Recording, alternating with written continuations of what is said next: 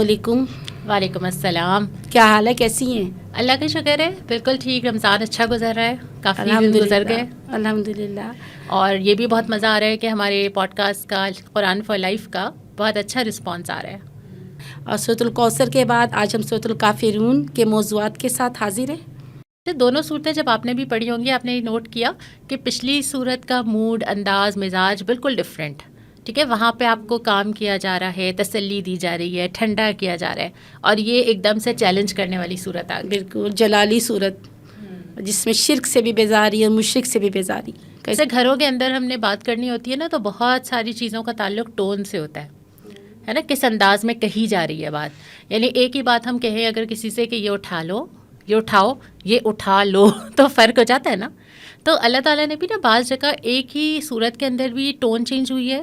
کچھ صورتیں ایسی ہیں, سورہ توبہ ہے, پھر یہ سورہ کافرون ہے, جن کا انداز بہت دو ٹوک ہے, بہت چیلنج کرنے والا ہے. بالکل پورے قرآن حکیم میں اللہ تعالیٰ نے طرح طرح سے سمجھایا, پیار سے بھی, نرمی سے بھی, دلائل دے کر بھی. اور پھر آخری صورتوں کا مزاج تھوڑا سا یہ ہو جاتا ہے کہ جیسے اللہ تعالیٰ اس میں پھر اب فائنل ڈاکیومنٹ بتا رہے ہیں. اور حیرت کی بات یہ ہے کہ زیادہ تر آخری صورتیں نازل شروع میں ہوئی ہیں, یعنی قرآن کی آخر ہے لیکن نبوت کے دور کا شروع ہے. بالکل. اس کے لیے ہمیں یہ ضرور دیکھنا پڑے گا کہ وہ حالات کیا تھے اور وہ لوگ کیسے تھے جن پر یہ وحی نازل ہو رہی تھی, اور ان کے اپنے مزاج کیسے تھے, ان کی اپنی عادتیں کیسی تھیں. تو ان تمام چیزوں کو جب ہم دیکھیں گے تو پھر ہمیں زیادہ سمجھ میں آئے گا کہ اتنی شدت کیوں ہے مکی صورتوں کی ابتدائی دور کی. حالات ہمیں ویسے تو رٹے ہوئے ہوں گے, سب نے اپنے اپنے زمانے میں اسکول میں یاد کیے ہیں نا عرب کے حالات, لیکن اس کو محسوس کریں اگر کہ ایک سخت مزاج قوم, جنگجو قوم, ریگستان میں رہنے والی قوم, ٹھیک ہے, اور لڑائیاں اور تلوار چلنا اور خون بہانا ایک عام بات ہے نا. اب اس قوم کا ریئیکشن کتنا سخت ہوگا. پھر اس کے بعد جب اپنے باپ دادا کی چیزوں سے نہ ہٹنا, اپنی چیزوں پہ قائم رہنا, کسی اس کے اگینسٹ بات کو برداشت نہ کرنا, اور کسی کو یہ اسپیس نہ دینا کہ وہ اپنی بات کر سکے. اور اس کے بعد آ کے جب ایک یتیم, آپ صلی اللہ علیہ وسلم سارے امی بھی تھے اور یتیم بھی تھے, تو فائنینشیل اسٹیٹس یا سوسائٹی میں تو ایسا اسٹیٹس نہیں تھا نا کہ وہ کھڑے ہو کے چیلنج کر سکیں. اب اگر وہ بات کرتے ہیں تو اس کے بعد ریئیکشن کتنا شدید ہوا ہوگا. اور وہ حالات دیکھیں کہ شرک تو ان کی گھٹی میں پڑا ہوا تھا, شرک سے بھرا ہوا معاشرہ تھا. اور تھوڑی سی اس کی بیک گراؤنڈ میں پڑھ رہی تھی تو اس کی ابتدا کہاں سے ہوئی. آپ کو پتہ ہے اس کی ابتدا بھی انہی کے ایک عمر بن لحی نام کا ایک شخص تھا, جو کہ ان کے ہاں بڑا اس کی تقدیس تھی اور بڑا مقدس سمجھا جاتا تھا, اور اس سے یہ لوگ بڑے اپنے مذہبی روایات اور ان تمام تر چیزوں سے بڑے متاثر تھے اس کے. تو وہ ملک شام گیا اور وہاں سے وہ ایک بت لے کر آ گیا اپنے ساتھ. وہاں اس نے دیکھا پوچھتے ہوئے لوگوں کو بت, اور وہاں سے وہ لے کر آ گیا, اور اس کے بعد سے یہ ابتدا ہوئی, یہ شروعات ہوئی. اور میں یہ سوچ رہی تھی کہ اس نے جو شروعات کی شرک کی اس معاشرے کے اندر, تو رہتی دنیا جب تک قائم رہے گی, جب تک قیامت نہیں آئے گی, اور جو شرک کرتا رہے گا اور جس نے اس کو اپنا لیا, تو اس کے سب کے جو اثرات جمع ہوں گے, جو عذاب جمع ہوگا وہ شخص کے لیے جمع ہوگا. اچھا, بت پرستی تو حضرت موسیٰ کی قوم نے بھی یہی کیا نا, کہ جب ہدایت سے دور ہوئے, اس کو دیکھیں, اس کو دیکھیں, اور آج بھی دیکھیں. انسان جب اللہ تعالیٰ کی دی ہوئی ہدایت, وہی قرآنی اس تعلیمات سے دور ہوتا ہے, تو وہ دوسروں کی بندگی کرنے لگتا ہے. اب وہ ضروری نہیں ہے کہ بت آپ کے گھر میں رکھا ہو, بت دلوں میں بھی ہوتے ہیں, ہے نا. کبھی اپنی ذات کا بت ہو جاتا ہے, کبھی خاندان کا بت ہے, کبھی حکومت کا بت ہے, کسی بھی چیز کا ہو سکتا ہے. تو شرک ضروری نہیں ہے کہ بظاہر نظر ہی آتا ہو. ہم اس حوالے سے بہت زیادہ الرٹ رہنے کی ضرورت ہے کہ آپ واقعتاً اللہ ہی کی بندگی کر رہے ہیں. اور بندگی سے پھر مجھے وہی لفظ یاد آ گیا جو ہم اس کے اندر بار بار پڑھیں گے, عبادت. کہ عبادت ہم اس کے اوپر بھی آتے ہیں. آغاز کریں صورت کا. سورہ کافرون آپ نے جیسے کہ بتایا کہ مکی دور کی صورت ہے, اور پہلی ہی آیت میں مخاطب ایسے کیا گیا, اور میں سوچ رہی تھی کہ مکہ میں جتنا زمانہ گزرا نبی کریم صلی اللہ علیہ وسلم ان کے ساتھیوں کا, مکہ کے اندر تو اتنی اسٹرینتھ ہی نہیں تھی کہ آدمی جو ہے وہ چیلنج کر دے کہ اب جو کرنا ہے کر لو. اتنی اسٹرینتھ نہیں تھی نا, لیکن انداز ویسا ہی ہے.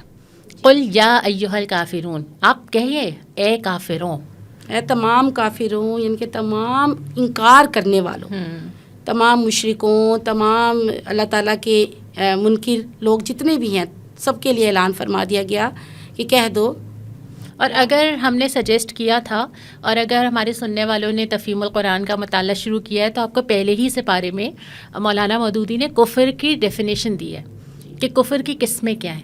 اس میں سب سے شدید والی تو یہ کہ آپ مانتے نہیں ہیں, لیکن اس کے بعد پھر اس کی سٹیجز ہیں کہ آپ کے گھر میں قرآن ہے, آپ اس کو اہمیت نہیں دیتے, آپ جانتے ہیں آپ عمل نہیں کرتے, آپ کہتے کچھ ہیں آپ کرتے کچھ ہیں. تو یہ سٹیجز ہیں انکار کرنے کی. ہم تو ایک لیتے ہیں نا یا مسلم ہے یا کافر ہے, دونوں کے درمیان بھی بہت ساری سٹیجز ہیں. اچھا, اس دور کے جو مشرک تھے وہ اللہ کو تو مانتے تھے, یہ بات نہیں کہ وہ اللہ کو جانتے نہ تھے یا مانتے نہ تھے, ان کو تو کافر کہا جا رہا ہے یہاں پہ. اچھا, وہ اللہ کی قسمیں بھی کھایا کرتے تھے اور بلکہ اپنے بیٹوں کو ان بتوں کے نام پر جو اللہ تعالیٰ کے نعوذ باللہ مددگار سمجھتے تھے ان کے نام پہ قربان بھی کیا کرتے تھے. لیکن وہ جانتے کیا نہیں تھے, وہ احد اور صمد کو نہیں جانتے تھے کہ اللہ ایک ہے, اللہ بے نیاز ہے. بس وہ اس چیز کو, مجھے لگتا ہے کبھی کبھی ہم بھی نا ان کے صحیح مفہوم نہیں جانتے. ہم ایسا کریں گے کہ جب ہم سورہ اخلاص پہ جائیں گے نا, جانے ہی والے ہیں, تو ہم ان دو چیزوں پہ بہت تفصیل سے بات کریں گے. اب یہاں پہ مخاطب کر دیا اے کافروں, اور اس کے بعد جتنی آیات ہیں ان میں ایک ورڈ بار بار ریپیٹ ہوا ہے. ہم اس کے اوپر ضرور بات کرتے ہیں, عبادت کا.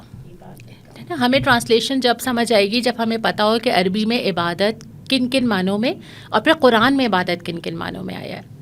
الہ کا کیا مفہوم ہے اور عبادت کا کیا مفہوم ہے, ان دونوں کو جاننے کی بڑی ضرورت ہے. اور اگر الہ کے مفہوم کی پہلے بات کر لیں تو الہ کیا ہے؟ الہ سنتے ہی لا الہ الا اللہ یاد آتا ہے. اللہ سے نکلا, اور اس کا معنی ہے کہ ایسی کوئی ہستی جس کے سامنے انسان جھکے, جس کو انسان اپنا سب سے زیادہ پاورفل مانے, اور جس سے دعائیں کرے اور جس سے توقعات رکھے. دینے والا, پالنے والا, آسانی فراہم کرنے والا, زمین میں بسانے والا, اقتدار رکھنے والا, بہت سارے مفہوم جو ہیں ایک الہ کے اندر آ جاتے ہیں. اگر آپ کو الہ کا مطلب معلوم ہو اور آپ سمجھ کے کہیں لا الہ الا اللہ, تو خود بخود اس کا تقاضا یہ بنتا ہے کہ پھر بندہ کس کے پاس جائے؟ دینے والا وہی, لینے والا وہی ہے نا. دعا اسی سے مانگیں, جھکے اسی کے سامنے, پھر اس سے بڑی پاور کوئی نہیں ہے. اور وہ ایک ہی ہستی ہو سکتی ہے, وہ ہستی زیادہ نہیں ہو سکتی. پھر عبادت, اب اس الہ کی عبادت کیسی ہونی چاہیے, کیسی کرنی چاہیے؟ عبادت اس کا آٹومیٹکلی تقاضا ہے. اسی لیے ہم دیکھتے ہیں کہ سورہ فاتحہ میں بھی شروع میں اس کی الہیت کا ذکر ہے, اللہ تعالیٰ کے رب ہونے کا ذکر, اور پھر عبادت کا ذکر آتا ہے نا. تو یہاں پہ بھی پورا قرآن پہلے اس کے اوپر فوکس کرتا ہے کہ تم بندگی کرو اس رب کی. کئی جگہ ہے قرآن میں کہ اللہ کو جتنا آپ پہچانیں گے اللہ تعالیٰ کو, اتنا زیادہ آپ خود کو مجبور پائیں گے کہ آپ کسی اور کے سامنے نہ جھکیں. اب آپ نے دوسرا ذکر کیا لفظ عبادت کا. عبادت, اچھا پہلے بھی میں نے یہی بات کی تھی کہ عبادت آپ کسی سے بھی پوچھیں, ہم آپس میں ایک دوسرے کو کیا بتائیں گے مطلب عبادت کا؟ بندگی, سپردگی. نہیں, ایک عمومی معاشرے میں ہم عبادت کیا سمجھتے ہیں؟ اگر میں کسی سے کہوں تم بہت عبادت گزار ہو تو عمومی تو ہماری نمازیں پڑھنے والا, قرآن پڑھنے والا, حج کرنے والا, روزے رکھنے والا, آج کل بس مطلب ہمیں روزہ رکھتے ہی یہ محسوس ہوتا ہے کہ ہم عبادت کرنے لگ گئے. اچھا, عبادت اس دور میں بھی وہ کرتے تھے, اور اس دور میں جب آپ نے ابھی ذکر کیا نا کہ نبی کریم صلی اللہ علیہ وسلم نے جب یہ اعلان کیا, اعلان برات کیا, اور یہ بڑی پاورفل طریقے سے اللہ رب العالمین نے اس کو نازل فرمائے سورہ کو, نبی کریم صلی اللہ علیہ وسلم نے اسی پاورفل انداز میں پھر معاشرے کے اندر اس کا اعلان کیا. اس وقت کیا تھا کہ انہوں نے بار بار وہ آیا کرتے تھے نبی کریم صلی اللہ علیہ وسلم کے پاس, کبھی کوئی پیشکش لے کر آیا کرتے تھے, کبھی کوئی فارمولہ لے کر آیا کرتے تھے. ایک منٹ رکیے گا, پیشکش سے پہلے مجھے یہ بتائیں کہ آخر عبادت کی طرف دعوت دینے میں وہاں کے لوگوں کو پرابلم کیا تھا؟ وہ بھی تو عبادت ہی کرتے تھے نا اپنے اپنے طریقے سے. یعنی حرم میں جا کے جو بھی ان کا طریقہ تھا طواف کا, یا جو بھی وہاں جا کے بیٹھنا تھا, ان کے نزدیک تو وہ اللہ کی عبادت ہی کر رہے تھے. تو اس عبادت کے تصور نے ان کو کیوں چیلنج کر دیا؟ کیا مسئلہ کیا تھا؟ مجھے یہ سمجھ آتا ہے کہ عبادت جو ہے نا, ایک ہوتا ہے عبادت کا طریقہ, اور ایک عبادت کا وہ تصور جو قرآن دیتا ہے وہ یہ ہے کہ آپ کا پورا نظام زندگی چینج ہو جائے. ٹھیک ہے, آپ کیسے معاملات کرتے ہیں, آپ کا اخلاق کیا ہے, آپ کا رہنا سہنا کیسا ہے, آپ کا گھر کیسا ہے, آپ کے خرید و فروخت کیسے ہوتی ہے, آپ کی عدالتیں کیسے فیصلہ کرتی ہیں, آپ کی پارلیمنٹ کیا کرتی ہے, آپ کا سیاسی نظام کیا ہے, آپ کے ووٹ آپ کس کو دیتے ہیں, کس بنیاد پہ دیتے ہیں, آپ کی خارجہ پالیسی کیا ہے. تو ہر پہلو کو ٹچ کرتی ہے نا, تو پچھلی ہر چیز کی نفی ہو جاتی ہے. اب اس نفی کے, ورنہ اگر آپ صرف مساجد بنانے کی بات ہوتی تو آپ دنیا بھر میں کہیں پہ بڑی بڑی مسجدیں بناتے, کسی کو پرابلم نہیں ہوتی. مسئلہ یہ ہوتا ہے کہ پولیٹیکل اسلام, کیونکہ وہ پورے نظام پہ بات کر رہا ہوتا ہے, وہاں پہ بھی مسئلہ یہ تھا کہ ان کو عبادت کے مروجہ طریقے سے مسئلہ نہیں تھا. وہ تو کہہ رہے ہیں کہ ٹھیک ہے آپ کر لیں جو آپ کو کرنا ہے. مسئلہ یہ تھا کہ ہمارے سسٹم کو چیلنج نہ کریں. اس وقت بھی یہ مسئلہ تھا اور آج بھی یہ مسئلہ تھا, اور اس وجہ سے پھر وہ آفرز لائے جو آپ بتا رہی تھیں. بالکل, وہ آفر لائے کہ یا تو 1 سال آپ ہمارے معبودوں کی عبادت کریں, اور اگر آپ یہ مان لیتے ہیں تو 1 سال ہم آپ کے معبود کی عبادت کرتے ہیں. تو اس وقت بڑا ضروری ہو گیا تھا کہ یہ ان کے جو عقائد اور نظریات کی درستگی کسی طرح سے بھی نہیں ہو پا رہی تھی, تو بڑا ضروری تھا کہ ایک بھرپور بات رکھ دی جاتی, ایک اعلان کر دیا جاتا, ضرب لگا دی جاتی سارے عقائد اور نظریات کے اوپر, اور ایک حتمی بات کہہ دی جاتی تاکہ جو نو مسلم تھے ان کے دلوں کو بھی اطمینان بھی ہو جاتا, وہ یکسو بھی ہو جاتے, اور وہ اپنے ایک رب کے اوپر جو ان کا یقین تھا, ایمان تھا, وہ بھی بڑھ جاتا. اچھا, یہ آفرز نئی نہیں ہیں, یہ آج بھی ہوتی ہیں نا. جب ہم اس کو ریلیٹ کرتے ہیں اپنی لائف سے تو آپ یہ دیکھیں کہ عام طور پہ آپ جب دین پہ عمل کرتے ہیں تو کیا کیا آفرز نہ بھی کہیں, لیکن لوگ آپ کو کیا کیا سمجھاتے ہیں. اس وقت بھی کیا سمجھایا گیا, پہلا یہ سمجھایا گیا کہ اپنا دین اپنے تک رکھ لیں نا, دوسروں کو کیوں کچھ کہتے ہیں, یہ کیوں کہتے ہیں کہ آپ امر بالمعروف کرتے رہیں, نہیں انل منکر کی کیا ضرورت ہے. ایک یہ کانسیپٹ.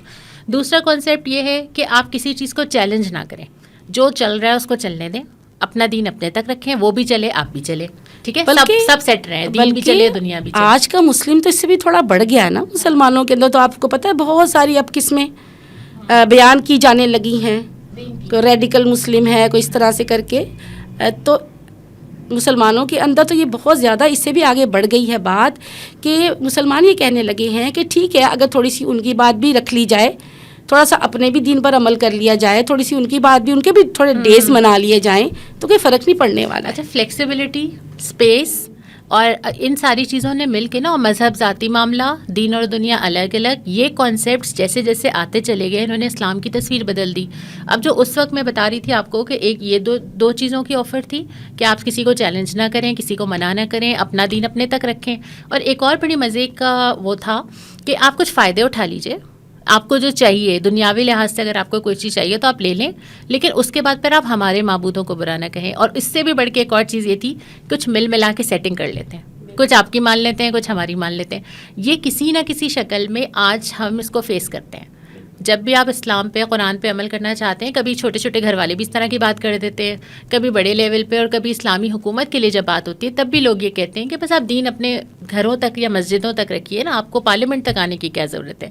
اور خاص طور پہ سمینہ, آپ سوری مجھے پتہ ہے آپ بات کرنا چاہ رہی ہیں, ایک جملہ کہہ کے پھر آپ بات کیجیے گا. خاص طور پہ جب آپ سیاست کی بات کرتے ہیں تو یہ کانسیپٹ وہیں سے آتا ہے نا کہ آپ دین اپنے مذاہب کی ان رسومات تک رکھ لیجئے اور سیاست کو اسی طرح چلنے دیجئے جیسے وہ چل رہی ہے. تو یہ وہی آفر ہوگی, وہاں پہ بھی یہی مسئلہ تھا. اور مسلمان تو آج بڑا دکھ ہوتا ہے یہ دیکھ کر کہ بڑی بڑی باتیں اور لیکچرز اس بات پر دینا شروع ہو گئے ہیں. اب بالکل ریسنٹلی میں نے اس کو بہت زیادہ نوٹ کیا ہے کہ بہت زیادہ بڑے بڑے لیکچر اس بات پہ دینا شروع ہو گئے ہیں کہ نہیں دیکھیں فلاں جو دین ہے یا فلاں جو مذہب ہے ان کے اندر تو یہ اچھائی ہے, یہ اچھائی ہے, یہ اچھائی ہے. دیکھیں ہمارے اندر تو, ہم تو نام کے مسلمان ہیں اور ہمارے اندر یہ اچھائیاں نہیں ہیں. ٹھیک ہے, ان کی بات بالکل درست ہوتی ہے, لیکن آپ بتائیے کہ ہم اپنے مذہب کو نہ جانیں اور نہ ہم اس پر ایمان لائیں, نہ ہم اس پر عمل کریں, نہ ہم اس کی کسی کو ترغیب دیں, اور اس چیز کو ہم بالکل بیک پہ چھوڑ کر اور دوسرے مذاہب کی ساری اچھائیاں ہم ڈھونڈنے لگ جائیں اور پھر اس کا پرچار کرنے لگ جائیں, تو یہ کہاں کا اسلام ہے, یہ کہاں کا دین ہے. بالکل. اور جتنا ہم پڑھ رہے ہیں, ہم اسی لیے پڑھ رہے ہیں نا کہ ان آیات سے ہم اپنی زندگی کے لیے اور آج کے حالات کے لیے سبق لیں. اب یہ آ جاتا ہے کہ جب یہ ساری چیزیں کہی جا رہی ہیں, اللہ کے نبی صلی اللہ علیہ وسلم کو آ کے یہ کہا جا رہا ہے کہ آپ کہیں شادی کرنا چاہتے ہیں, ہم شادی کروا دیتے ہیں, مال و دولت چاہیے آپ وہ ہم سے لے لیجئے, آپ رکھیے نا. ہم یہ تو نہیں کہہ رہے کہ آپ دین چھوڑیے, ہم صرف یہ کہہ رہے ہیں ہمیں ویسی چلنے دیں جیسے ہم چل رہے ہیں.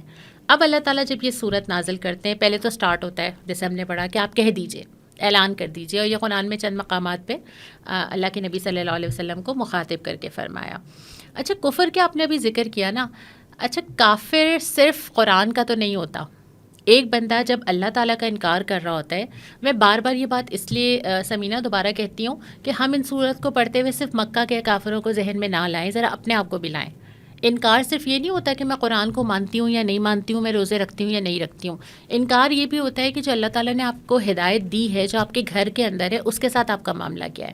انکار یہ بھی ہوتا ہے کہ اللہ تعالیٰ نے جو نعمتیں آپ کو دی ہیں, اب ہاتھ آپ اللہ کے دیے ہوئے استعمال کر رہے ہیں, آنکھیں اللہ کی دی ہوئی استعمال کر رہے ہیں, زمین اللہ کی دی ہوئی جس پہ اکڑ کے چل رہے ہیں, ان کا آپ کفر کیسے کرتے ہیں؟ دیکھیے ہم کفر انکار اس طرح سے کرتے ہیں کہ اللہ کی راہ میں استعمال یا اللہ کے مطابق اسے استعمال نہیں کرتے، اللہ کی مخالفت میں استعمال کرتے ہیں، اللہ کی دشمنی میں استعمال کرتے ہیں، یا اپنی مرضی سے، یا اپنی مرضی سے. اور یہ جو اپنی مرضی ہے نا، یہ شرک خفی ہے. دیکھیے کہاں کہاں شرک خفی کیا ہے کہ سب سے ہلکا شرک، اور اس کی ڈیفینیشن کیا بتا دی گئی کہ سیاہ رات میں سیاہ پتھر کے اوپر سیاہ چونٹی کے چلنے کی آواز وہ آپ کو نہیں آتی ہے. آپ کے دلوں میں، آپ کی اپنی زندگیوں کے اندر، آپ کی اپنی باتوں گفتگوؤں کے اندر، آپ کے اپنے معاملات کے اندر اتنی تیزی کے ساتھ شرک، اور یہ شرک خفی جو ہے اس کا اندر آنا شروع ہو جاتا ہے کہ انسان خود بھی اس کو نہیں جان پاتا. اور جیسے آپ کہہ رہی ہیں نا کہ پھر کیا ہوتا ہے، ہاتھ بھی شرک کرنے لگ جاتے ہیں جب اللہ کی مخالفت میں استعمال ہوں گے، اللہ کے خلاف. پیر بھی مخالفت کرنا لگ جاتے ہیں، شرک کرنے لگ جاتے ہیں، زبانیں بھی شرک کرنے لگ جاتی ہیں. اور ہمارے الفاظ اور ہمارے جملے، آپ ذرا یقیناً واقف ہی ہوں گی کہ ہم کیسی کیسی باتیں کرتے ہیں. اور اسی کو آپ الٹا کر لیں تو عبادت بن جاتی ہے نا. اور یہاں پہ عبادت کا بھی ذکر ہے. اچھا ویسے تو ہم اپنی لائف کے لیے اس سے یہ سمجھ رہے ہیں نا کہ کیا کیا رویے ہماری زندگی میں ہوتے ہیں، لیکن یہ صورت ایک عام طور پہ اسلام کی خارجہ پالیسی کہلاتی ہے کہ یہ آپ کی پالیسی ہے، رہتی دنیا تک آپ کا معاملہ کافرین کے ساتھ کیسا رہے گا. تو اب پہلی آیت جو آ جاتی ہے، اس کے بعد ہم نے پہلی تو پڑھ لی، دوسری آیت آ جاتی ہے، میں ان کی عبادت نہیں کرتا جن کی عبادت تم کرتے ہو. ایک ساتھ تینوں چاروں آیتیں پڑھ لیں کیا؟ ملتی جلتی ہی ہیں. نہ تم اس کی عبادت کرنے والے ہو جس کی عبادت میں کرتا ہوں، نہ میں ان کی عبادت کرنے والا ہوں جن کی عبادت تم نے کی ہے، اور نہ تم اس کی عبادت کرنے والے ہو جس کی عبادت میں کرتا ہوں. آخری آیت کو بھی میں چھوڑ رہی ہوں کیونکہ وہ ایک الگ موضوع ہے، اس پہ ہم بات کریں گے. جی اب بار بار یہ ذکر آ رہا ہے عبادت، اور ایک آیت ولا انتم عابدون ما اعبد 2 دفعہ آئی ہے. تو مولانا مودودی نے تفہیم القرآن میں اس کا یہ لکھا ہے کہ جب 2 دفعہ آئی ہے نا، تو ایک ہے پاسٹ ٹینس، پاسٹ یا پریزنٹ، اور ایک ہے فیوچر، کہ دونوں میں یہ ہے کہ نہ آج ہم عبادت کر رہے ہیں نہ آئندہ کبھی عبادت کریں گے. تو یہ رہتی دنیا کے لیے ایک اصول سیٹ ہو گیا ہے کہ ہمارے اور تمہارے درمیان یہ نہیں ہوگا کہ ہم تمہارا کچھ مان لیں تم ہمارا کچھ مان لو، یہ نہیں ہو سکتا. اچھا اس میں ہر طرح کی شرک کی نفی ہے، یعنی کہ جو انسانیت شروع دن سے کرتی چلی آ رہی ہے، انسانوں نے کس کس کو نہیں پوجا، کس کس کو الہ نہیں بنایا، کس کس کو خدا نہیں بنایا. کبھی آگ کو پوج رہے ہیں، کبھی ستاروں کو، کبھی چاند کو، کبھی درختوں کو، کبھی جانوروں کو. اور پھر یہ چلتے چلتے جب تک یہ دنیا قائم ہے، انسان جس طرح کے بھی شرک میں مبتلا رہے گا، ہمیشہ ہر وقت ہر جگہ یہ اعلان جو ہے نا یہ ہوگا اللہ تعالیٰ کی طرف سے. اچھا یہ اعلان بھی ہوگا. اور اب اگر ہم آ جائیں، ابھی الیکشن کا مرحلہ گزرا ہے، ٹھیک ہے، اور اس کے بعد آپ ایک پورا پاکستان کے اندر ایک ملک جو اسلام کے نام پر قائم ہوا، جس کو قائم کرنے کا مقصد اسلام پر عمل تھا، اس ملک کے لیے اس صورت میں، اس ملک کے سیاسی نظام کے لیے، دستور کی تشکیل کے لیے، اس میں فیصلہ سازی کرنے والوں کے لیے، اس فیصلہ سازی کو پارلیمنٹ تک پہنچانے کے لیے ووٹ دینے والوں کے لیے، پھر یہ آیت اصول طے کرتی ہے کہ یہاں پہ ایسی ہی حکومت آئے جو اس پہ عمل کرنے والی ہو. بالکل، مطلب حکومت کے لیے تو اصول ہے ہی ہے، ہمارے لیے بھی تو ہے نا کہ ہم کس بنیاد پہ لوگوں کو حکومت میں لاتے ہیں. بالکل. اور پارلیمنٹ میں تو کبھی اس صورت کو مجھے لگتا ہے نہ سمجھا گیا، نہ فالو کیا گیا، نہ اس پر عمل کیا. حالانکہ یہ تو وہ صورت ہے، اس کو لکھ کے لگا دینا چاہیے. اور میں نے یہ بھی دیکھا کہ نبی کریم صلی اللہ علیہ وسلم اس صورت کو ایسی مقام پر یا ایسے مواقع پر پڑھتے تھے جو مجمع عام ہو. کبھی عید ہے یا پھر ایک عمرے کے وقت آپ صلی اللہ علیہ وسلم نے ایک پبلک مقامات پہ اس کو پڑھا. ایک طرح سے ایک چارٹر، ایک اناؤنسمنٹ ہے. بلکہ پیارے نبی کریم صلی اللہ علیہ وسلم کے تو معمولات میں تھا روزانہ کی کہ صبح فجر کی نماز سے پہلے بہت ساری روایات ہیں، بہت ساری احادیث ہیں جو اس کو سپورٹ کر رہی ہیں، اس کا مفہوم بیان کر رہی ہیں کہ صبح کی نماز میں بھی فرض نمازوں سے پہلے سورۃ الکافرون اور سورۃ الاخلاص ہم بھی پڑھتے ہیں لیکن جلدی سے پڑھ جاتے ہیں. ہاں، اور پھر مغرب کی نماز کے بعد، اور پھر رات کو سونے سے پہلے معمولات کہ چاروں کل پڑھ کے نبی کریم صلی اللہ علیہ وسلم پھونک کر سویا کرتے تھے. جب صحابہ کرام بھی پڑھنے کے لیے پوچھا کرتے تھے تو انہی چاروں کل کا تذکرہ فرمایا کرتے تھے کہ یہ پڑھ کے سویا کریں. اچھا ہمارے بہت سارے گھروں میں نا چاروں کل لگے ہوئے ہوتے ہیں، اکثر اسٹکرز بھی مل جاتے ہیں، اور میرا خیال ہے سبھی کے گھر میں کہیں نہ کہیں ایک فریم لگا ہوتا ہے جس میں یہ قل موجود ہوتے ہیں. تو کہیں نہ کہیں تو کوئی ریلیونس ہے نا اس کی، مطلب کوئی تو ایسی چیز ہے اس کی ہم زیادہ اس کے اوپر فوکس کرتے ہیں. تو مجھے اس صورت میں یہ سمجھ آتا ہے کہ یہ پورا وہ باؤنڈری بنا دیتی ہے جس کے اندر آپ کو رہنا ہے. ابھی میرے ذہن میں یہ بھی سوال آ رہا تھا آمنہ کہ کیا شرک سے بچنے کی اتنی جو تاکید کی گئی ہے تو کیا واقعی انسان کو اتنی تذکیر کی ضرورت ہے؟ اپنے دل میں جھانکیے نا، ہمیں خود پتہ چل جاتا ہے.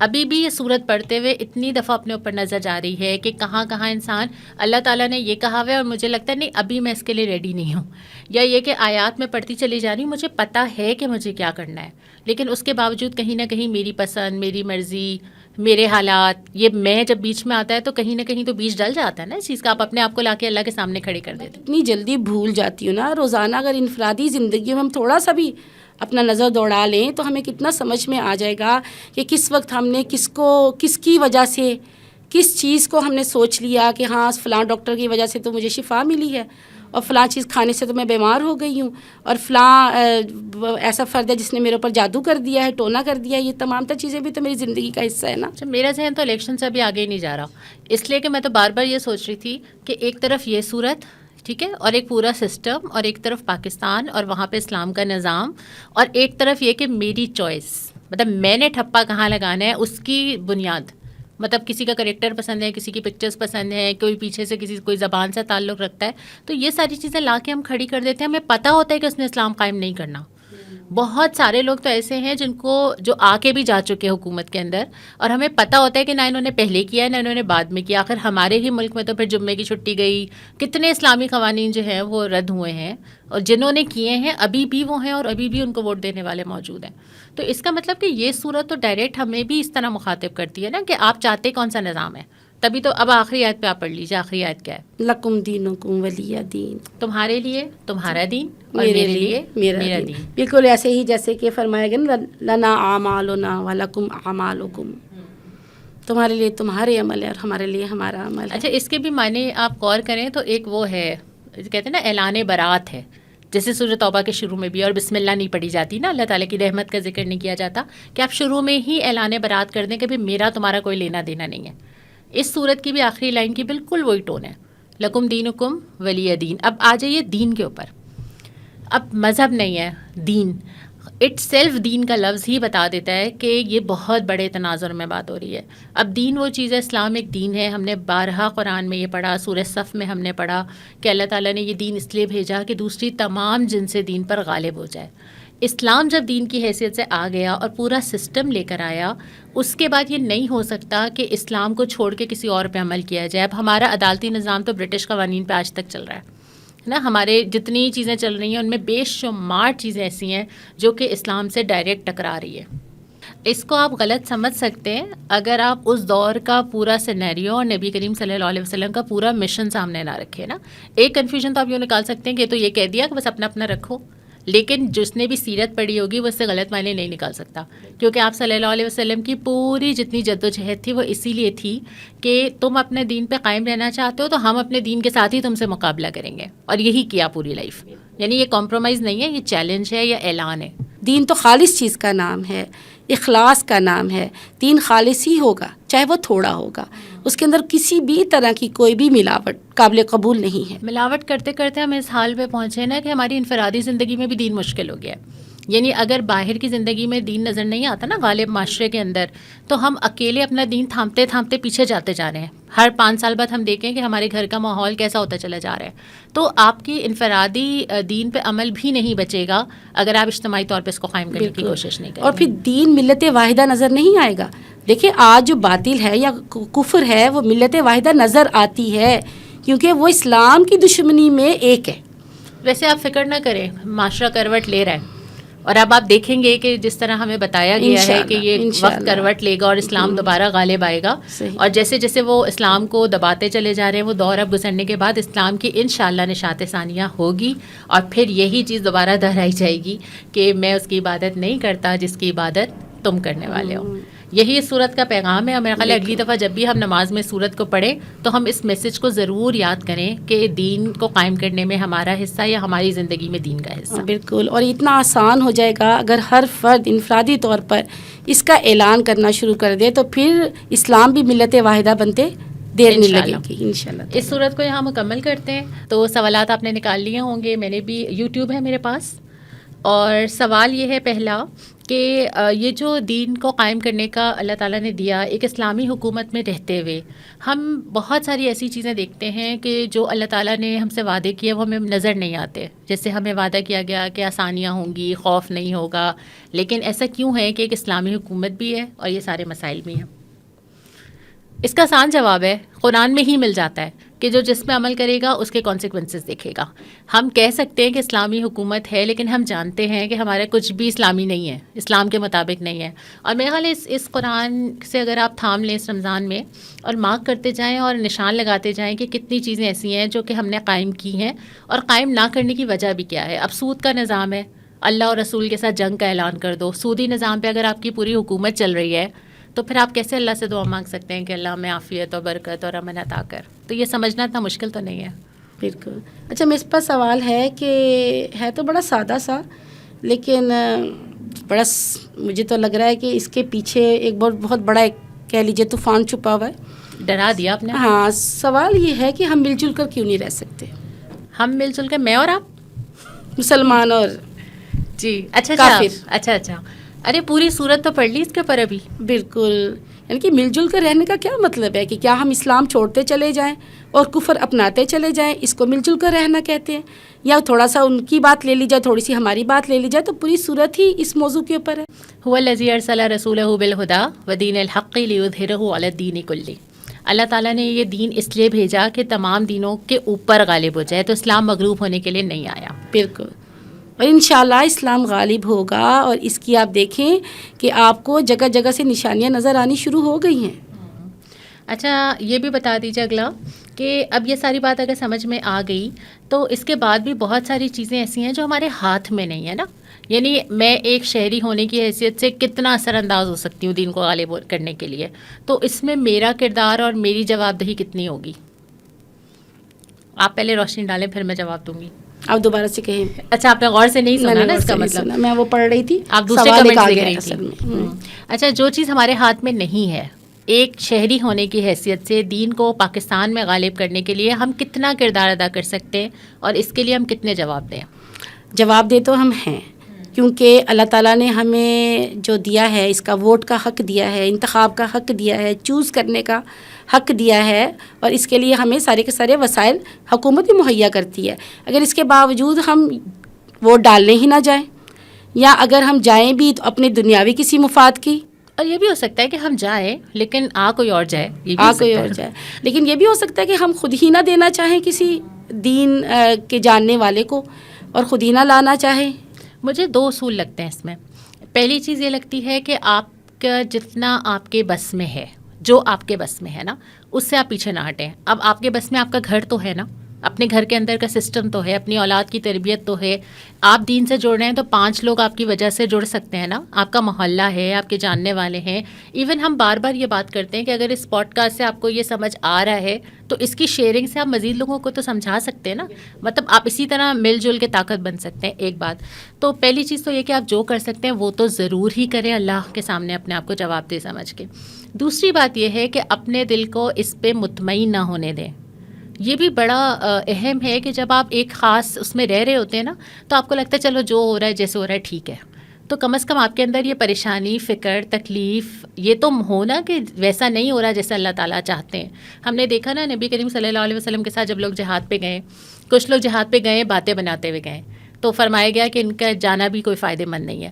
کچھ لوگ بستر پہ لیٹے رو رہے تھے، اور کچھ لوگ سواریاں نہیں ملی تو روتے ہوئے واپس گئے. تو اللہ تعالیٰ نے فرمایا کہ یہ تمہارے ساتھ شامل ہیں. تو یہ تو دیکھیں نا کہ ہم چاہتے کیا ہیں، خود کیا چاہتے ہیں، کر نہیں پا رہے یا کرنا نہیں چاہتے. بالکل. اچھا، ایک سوال آیا ہے کہ اللہ کو مطلوب مسلم کیسا ہو؟ تو اللہ کو مطلوب مسلم تو وہ ایسا ہی ہونا کہ جو اپنے عقائد پر کوئی کمپرومائز نہ کرے. اللہ تعالیٰ نے قرآن کی شکل میں ہمیں بتا دیا کہ اس کا مطلوب مسلم کیا ہے. ہم 2 لائنوں میں اس کا جواب کیوں دیں؟ ہم یہ کیوں نہ کہیں کہ اس رمضان میں قرآن اٹھائیے، ترجمہ پڑھیے اور اللہ کا مطلوب مسلم جان لیجیے، تلاش کیجیے اور ہمیں بھی بتائیے، کمنٹس میں بھی بتائیے. بالکل. اب اس پہ مکمل کریں ہم آج کی یہ صورت, تو اس پہ تو بہت ساری بات ہو سکتی ہے, لیکن کچھ موضوعات جو آگے کی صورتوں میں آ رہے ہیں ہم وہیں پہ اس پہ بات کریں گے. تو آج ہم سورہ کافرون کو مکمل کرتے ہیں. اس کے بعد والی صورت اگلے podcast Quran for life میں.